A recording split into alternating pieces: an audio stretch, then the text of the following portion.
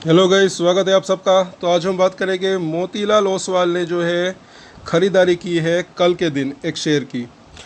तो short term और long term दोनों की हम चर्चा करेंगे। शेयर के अंदर तेज़ी की संभावना रह सकती है। और अगर आपको जानकारी अच्छी लगे सबसे पहले दोस्तों, तो आप हमें सुपर चैट कर सकते हैं, मोटिवेशन कर सकते हैं और शेयर ज़रूर करें अपने दोस्तों के साथ। और ऐसी जानकारी के लिए सब्सक्राइब भी ज़रूर करें।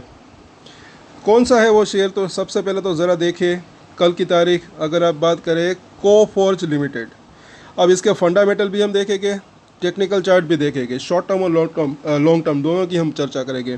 मोतीलाल ओसवाल ने खरीदारी की है और छोटी मोटी नहीं, 3.5 लाख शेयर खरीद डाले। और वो भी इसका भाव ज़रा देखें 6600 रुपये के आसपास। तो काफ़ी बड़ी खरीदारी की, इसको आप मल्टीप्लाई कर सकते हैं।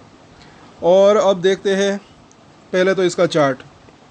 अभी इसके फंडामेंटल देखेंगे, 6600 रुपये के आसपास की क्लोजिंग रही, अच्छी खासी ऊपर से अभी रिसेंटली इसके अंदर गिरावट देखने को मिली है। उसके बाद ये छोटा सा बाउंस बैक अभी आया और यहाँ पर हुई खरीदारी। सोमवार के ऊपर भी इसके ऊपर नज़र रख सकते हैं, लॉन्गर टर्म के लिए भी इसके ऊपर नज़र रख सकते हैं। कंपनी करती क्या है, तो आईटी सर्विस कंपनी प्रोवाइड करती है, end to end software solution provide करती है सर्विस अगर बात करें। और इसकी और डिटेल यहाँ पर आप इसको देख सकते हैं। मार्केट कैप अगर देखें तो ठीक ठाक है, 44,000 करोड़ का। पी रेशियो थोड़ा सा महंगा दिख रहा है, लेकिन return on capital employ, return on equity अच्छा खासा यहाँ पर दिख रहा है। बुक वैल्यू भी अच्छी, 900 रुपये के आसपास। और 52 वीक हाई लो ज़रा देखें, इसको याद रखें, 10,000 रुपये का हाई बनाया था, वहाँ से अच्छा खासा इसके अंदर गिरावट आई। और लो भी इसको देख सकते हैं, थोड़ा सा बीच में अभी है ऐसा लग रहा है, 10 रुपये की फेस वैल्यू है। डिविडेंड भी 1% के आसपास का दिया है इसने, यहाँ पर दिखाई दे रहा है। और प्रॉफिट की अगर क्वार्टरली रिजल्ट की पहले तो बात करें, तो साल दर साल अगर देखें तो रेवेन्यू अच्छा रहा दिसंबर क्वार्टर का, उसके अंदर ग्रोथ देखने को मिली। प्रॉफिट के अंदर भी थोड़ी सी हल्की सी जो है ग्रोथ देखने को मिली। ईपीएस इसका देख सकते हैं। अब पूरे साल की अगर बात करें लॉन्गर टर्म की, ये ज़रा देखें, ये काफ़ी इंपॉर्टेंट दिख रहा है। अगर आप शुरुआत करेंगे एक्चुअली जो है यहाँ से 2024 से, तो आप इसको देख सकते हैं। रेवेन्यू इसका जो है ठीक ठाक एक लगातार जो है रेवेन्यू बढ़ता रहा बढ़ता रहा बढ़ता रहा, ग्रोथ देखने को मिल रही है। इस साल भी 11,000 करोड़ के आसपास का रेवेन्यू आ सकता है, ये अंदाजित है, अंदाज़ा मतलब। नेट प्रॉफिट की अगर बात करें तो 2015 से शुरुआत करेंगे तो उसके अंदर भी अच्छी खासी जो है ग्रोथ देखने को मिल रही है। तो आगे भी मुझे ऐसा लग रहा है कि ये ग्रोथ कंटिन्यू रह सकती है। और ये जो बड़ी बड़ी फर्म्स है, ये ऐसे ही देखिए, मुझे ऐसा लग रहा है कि ऐसे ही मतलब कि वो इन्वेस्टमेंट नहीं करते हैं, काफ़ी रिसर्च करके इन्होंने इन्वेस्ट किया होगा। तो साल 2 साल की अगर बात करें तो एक अच्छी तेज़ी की संभावना रह सकती है। और भी लॉन्ग टर्म की बात करें तो और तेज़ी की संभावना रह सकती है, ऐसा मुझे लग रहा है। क्योंकि यहाँ पर आप देख सकते हैं कि ये अच्छा खासा ग्रोथ मोमेंटम, रेवेन्यू हो या फिर नेट प्रॉफिट हो, इसके अंदर चल रहा है, वो आगे भी कंटिन्यू रह सकता है। तो शेयर के अंदर भी तेज़ी की संभावना रह सकती है। अब अगर बात करें इसके लिस्टेड पीएस की अकॉर्डिंग टू दिस वेबसाइट, तो यहाँ पर देख सकते हैं सबकी एवरेज अगर बात करें तो 32 के आसपास की है।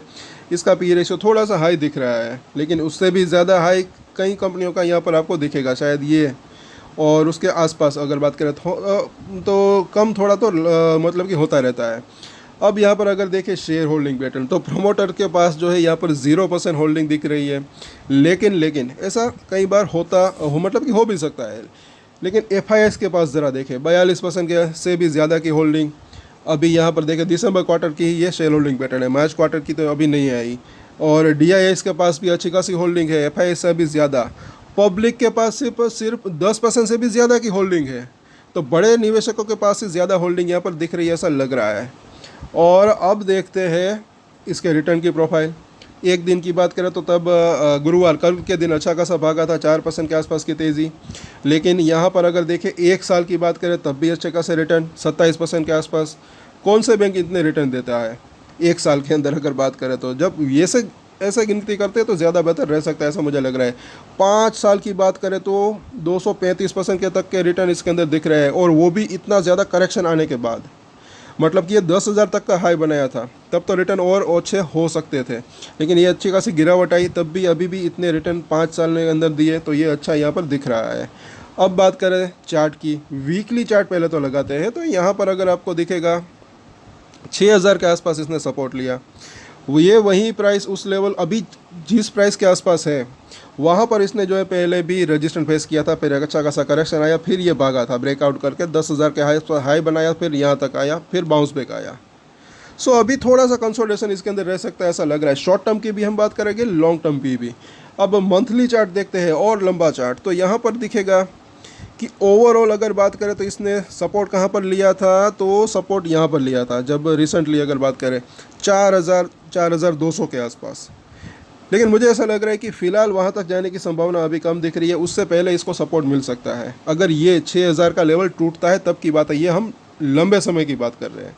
शॉर्ट टर्म की अगर बात करें वो भी हम चर्चा करेंगे, और रजिस्ट्रेशन की बात करें तो पहला रजिस्ट्रेशन जो है इसका शॉर्ट अभी हम वो चर्चा करेंगे। उससे पहले अगर देखें तो 7,000, उसके बाद 8,500 और ये 10,000 का लेवल दिख रहा है। ये लेवल पार हो तो फिर 12,000 तक जाने की संभावना रह सकती है, और ये हम बात कर रहे हैं शॉर्ट टर्म की, लॉन्ग टर्म की।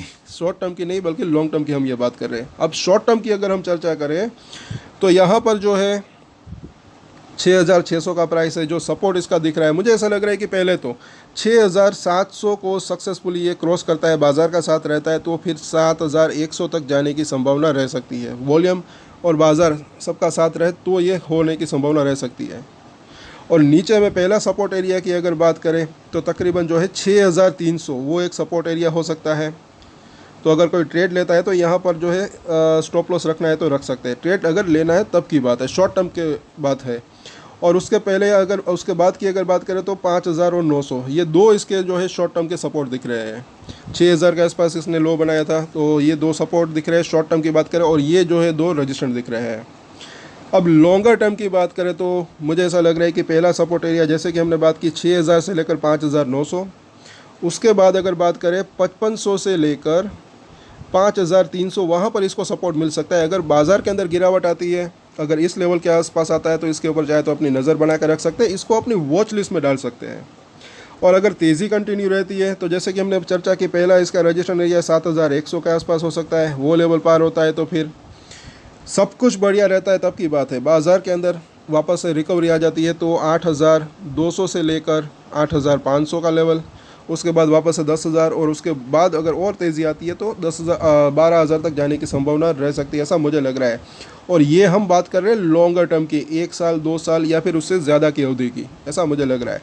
और मोतीलाल ओसवाल जैसे कि हमने बात की, बड़ा फर्म है, इन्होंने बाइंग की है, तो मुझे ऐसा लग रहा है कि ये काफ़ी इन्होंने रिसर्च करके बाइंग की होगी, तो इसको अपनी वॉच लिस्ट में डाल सकते हैं। अगर आपको ख़रीदना है तो ख़रीद सकते हैं, लेकिन आपका जब मन करे इसको वॉच लिस्ट में डाल सकते हैं अपनी। शॉर्ट टर्म की भी हमने बात की, लॉन्ग टर्म की भी हमने बात की, तो इन सपोर्ट और रजिस्ट्रेशन के ऊपर चाहे तो अपनी नज़र बनाकर रख सकते हैं।